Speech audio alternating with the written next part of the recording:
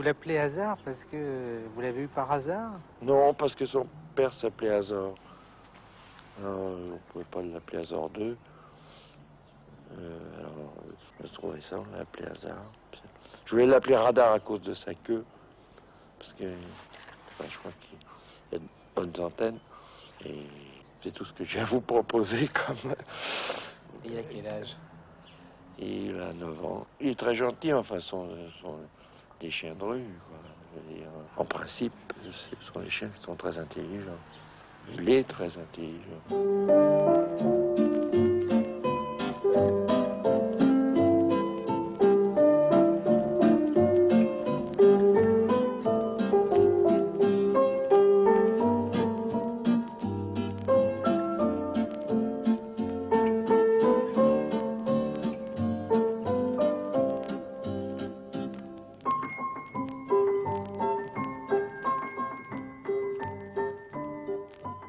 Finalement, il est assez obéissant en définitive. Il regarde un petit peu la porte, la direction de la porte. On va bien faire un petit tour. Ah, ben, je m'en doutais, mais ça, c'est pas possible parce que le travail de tournage, mon vieux. Alors, qu'est-ce qu'on décide? Qu'est-ce qu'on décide? Bon, je suis bien que tu me demandes ça gentiment. Il aime courir les rues de Saint-Germain. Beaucoup. Un jour, 3 heures après son échappatoire, je commençais à m'inquiéter, donc je suis parti en voiture le rechercher. Je sais où sont les chiennes. Et là, je l'ai trouvé entre deux voitures, en train de s'expliquer sexuellement parlant, si vous voulez, si je peux, à la télévision, employer ce mot, avec une petite chienne, c'est la chienne d'une gardienne d'un des immeubles qui se trouve en face. Et comme cette gardienne met à sa chaîne un nœud sur la tête, alors j'ai vu un petit nœud écossais très chic qui manœuvrait un petit peu. Et c'est sur ce rythme, disons, connu, que j'ai découvert mon hasard en train de raconter sa petite histoire à cette chienne. Ça m'a fait beaucoup rire parce que, en fait, si vous voulez, on avait l'impression d'un rapport sexuel entre un monsieur qui avait un peu baissé son pantalon, disons, et une dame qui avait gardé son chapeau à fleurs.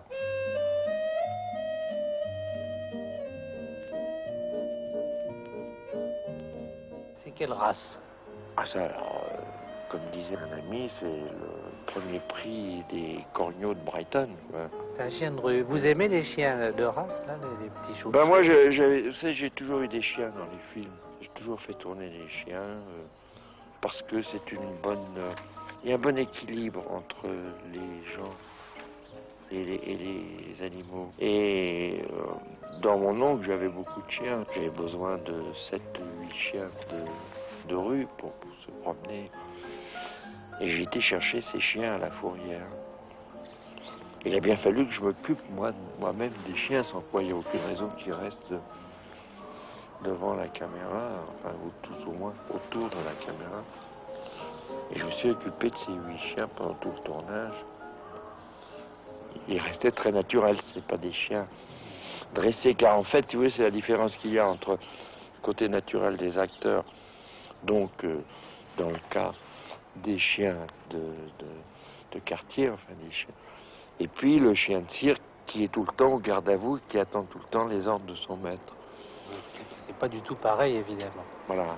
Il y en a un qui a suivi, suivi l'école de mime comme Marceau, et puis les autres qui vont faire leurs petits besoins où ça leur fait plaisir, comme vous avez eu la démonstration. Et à la fin du film, donc, il fallait s'en débarrasser, alors.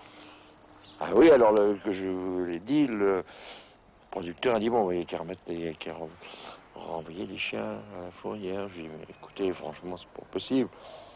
Moi, je suis attaché à ces chiens, ils sont attachés à nous tous, ils connaissaient toute l'équipe technique d'ailleurs. Tous les matins, ils arrivaient, ils disaient bonjour à tout le monde, à vous, chef opérateur, ingénieur du son, tout le monde connaissait. Il était très heureux avec nous. J'ai eu l'idée de faire passer une annonce dans un journal du soir, disant que les chiens, les vedettes, j'avais envoyé le mot vedette, car c'était des vedettes,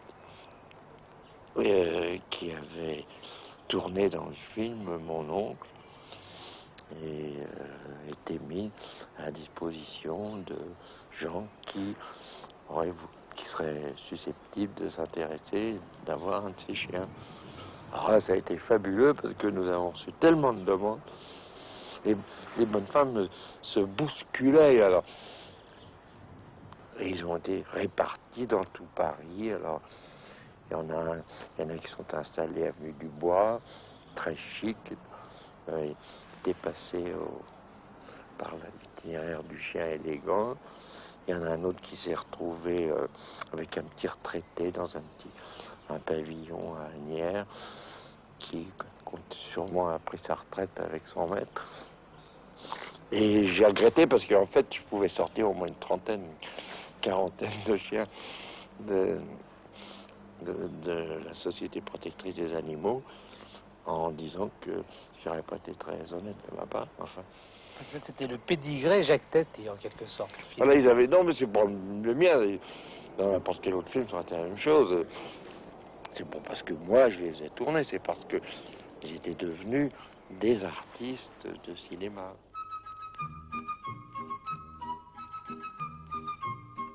Avant Hasard, dans votre vie, vous avez eu d'autres animaux? On a toujours eu des chiens de cette race, enfin, on peut appeler ça une race. Pour moi, c'est important, je vous disais, parce qu'ils sont très fidèles. Et aujourd'hui, il est certain que la fidélité, c'est quelque chose qui touche particulièrement. Est-ce que ça remonte à l'enfance, même ça, tout petit déjà? Tout petit, moi j'ai toujours eu. Mais enfin, mes parents, mon père avait également des chiens. Et vous voyez, aujourd'hui, c'est intéressant de voir. L'école communale n'est pas loin d'ici. Et si je suis avec Hasard, les enfants s'arrêtent et viennent tout le temps le caresser. Ils ont besoin de donner un petit peu d'affection.